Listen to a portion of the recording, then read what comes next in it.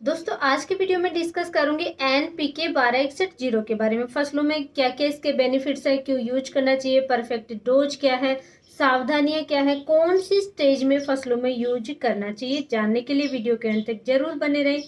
नमस्कार दोस्तों, मैं हूं अनीता सिंह। आप देख रहे हैं आपका अपना यूट्यूब चैनल। दोस्तों वीडियो शुरू होने से पहले प्लीज चैनल को सब्सक्राइब जरूर करें, बेल आइकन को प्रेस करें, जिससे कि हमारे सारे लेटेस्ट अपडेट आप तक फटाफट पहुंचते रहें। तो दोस्तों NPK 1261 बहुत सारी कंपनियों के आते हैं, आप किसी का भी यूज कर लें, सभी का सेम रिजल्ट आता है।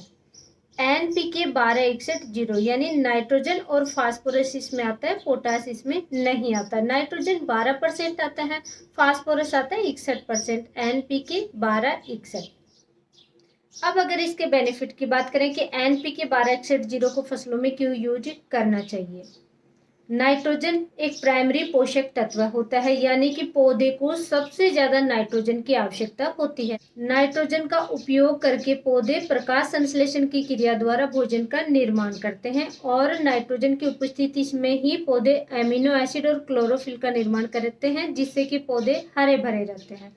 यानी फसलों के अधिक वेजिटेटिव ग्रोथ के लिए ज़्यादा से ज़्यादा शाखाएं निकले, ब्रांचेज ज़्यादा निकले, हाइट अच्छी जाए, फसल हरी भरी रहे, उसके लिए नाइट्रोजन की आवश्यकता होती है और किसान फसलों में नाइट्रोजन का यूज करते हैं। फास्फोरस की बेनिफिट की बात करें तो फास्फोरस से सबसे ज़्यादा जो बेनिफिट पौधे में मिलता है कि जड़ों का विकास, रूट डेवलप के लिए फास्फोरस की आवश्यकता होती है। अगर ज्यादा जड़ों का विकास होगा, ज्यादा दूरी में जड़ें फैलेंगी, तो ज्यादा पोषक तत्व अपटेक कर पाएगा पौधे और पौधे में न्यूट्रिशन डिफिशियंसी नहीं आएगी। फ्लावर्स ज्यादा आएंगे, फल अच्छे लगेंगे, फलों की साइज अच्छी बनेगी। न्यूट्रिशन डिफिशियंसी नहीं आएगी तो फसल में बहुत तरीके के बेनिफिट ही बेनिफिट मिलते हैं। तो रूट डेवलप के लिए फास्फोरस की आवश्यकता होती है, उसके साथ ही स्टेम में मजबूती मिलती है। यानी कि अगर आप ऐसी फसलें जैसे गेहूं धान वगैरह उनमें अगर आप यूज करते हैं तो फसल गिरती नहीं है, स्टेम में मजबूती मिलती है। जैसे फ्लावर वाली फसलें हैं, मैरीगोल्ड वगैरह, तो उनमें भी ज्यादा जब फ्लावर लग जाते हैं तो पौधे गिरने लगते हैं, तो वो समस्या देखने को नहीं मिलती, इसलिए फास्फोरस का यूज किया जाता है। सेल डिवीजन यानी कोशिका विभाजन के लिए फास्फोरस की आवश्यकता होती है। तो इस तरीके से फास्फोरस के बहुत बेनिफिट है फसलों में। NPK 1261 को कौन कौन सी फसलों में यूज कर सकते हैं। दोस्तों सब्जी वर्गीय फसलों में जरूर यूज करना चाहिए, कम से कम एक बार जरूर यूज करना चाहिए। तरबूज खरबूज में इसका यूज किया जाता है, उसके साथ ही बागवानी में यूज कर सकते हैं। फ्लावर वाली खेती, फूलों वाली खेती, जैसे मैंने आपको मैरीगोल्ड वगैरह बताए, इनमें इसका यूज किया जाता है। रबी खरीफ की फसलों में यूज कर सकते हैं, यानी कि ऑलमोस्ट सभी प्रकार की फसलों में इसका यूज किया जाता है। अब दोस्तों 1261 को कौन सी अवस्था में यूज करना चाहिए। सबसे इंपॉर्टेंट, कोई भी चाहे फर्टिलाइजर आप यूज करें, उसका एक परफेक्ट टाइमिंग होता है कि उस टाइम आप यूज करेंगे तो फसलों में 100% उसका रिजल्ट मिलता है, फसलों में अच्छा ही उसका फायदा होता है।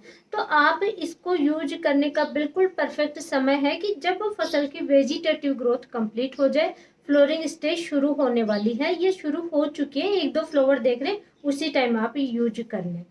यानी कि फ्लोरिंग स्टेज से पहले पहले और वेजिटेटिव ग्रोथ से बाद में, बीच के समय में आप यूज करेंगे तो रूट डेवलप अधिक होगा, अच्छा होगा। रूट डेवलप अगर मजबूत होगा तो फ्लावर्स ज्यादा मात्रा में आएंगे, पौधे ज्यादा पोषक तत्वों का अपटेक करें और फ्लोरिंग स्टेज में न्यूट्रिशन डिफिशियंसी पौधे में देखने को नहीं मिलती, इसलिए फ्लोरिंग स्टेज से जस्ट पहले आप इसका यूज कर लें।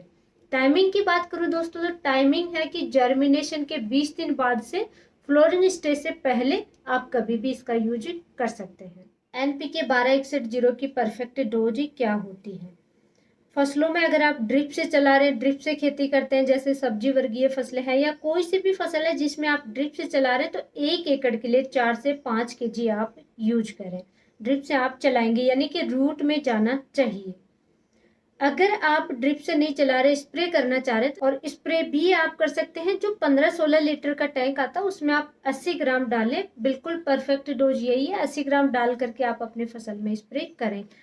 1 एकड़ के लिए आप स्प्रे के लिए 1 kg तक यूज कर सकते हैं। कॉम्बिनेशन की बात करें तो सल्फेट नाइट्रेट युक्त फर्टिलाइजर के साथ आप यूज ना करें।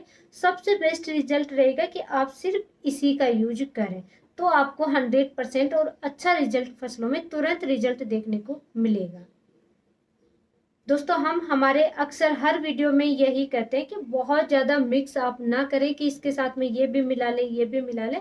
आप अगर ड्रिप से खेती कर रहे हैं तो एक बार आपने ये फर्टिलाइजर दे दिया, उसके 5-4 दिन बाद में आपने दूसरा फर्टिलाइजर दे दिया, तो मिक्स भी नहीं हुआ और उनका आपको रिजल्ट भी अच्छा मिलेगा।